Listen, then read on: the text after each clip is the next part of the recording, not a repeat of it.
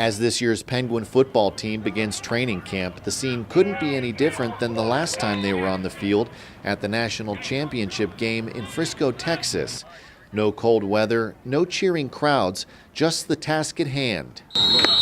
We got to win week one. I think the first thing that we need to work on is conference. Our guys know last year doesn't mean a thing anymore. That's the furthest thing from my mind is what happened last year.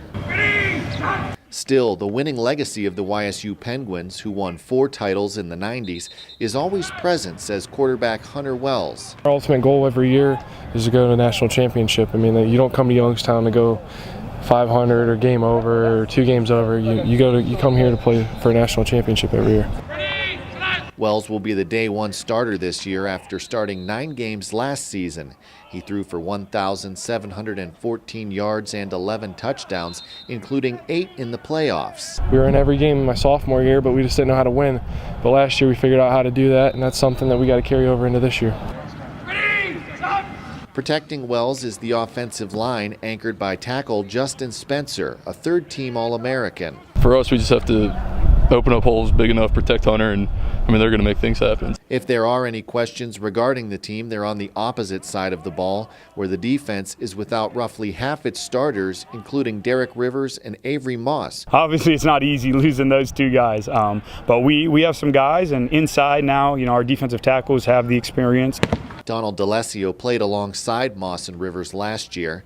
This year, as defensive line coach, he's helping the defense get back to championship form. We just take it one game at a time. I tell my guys every week we got to go 1-0. This year's defensive line will be manned by Johnson Louigine, Faison Chapman, and Savon Smith. We have a different standard here at YSU, and within that we have a different standard, playing in D-line, so we got to play to our potential. We do not play down to our opponents, and we play the best game that we can.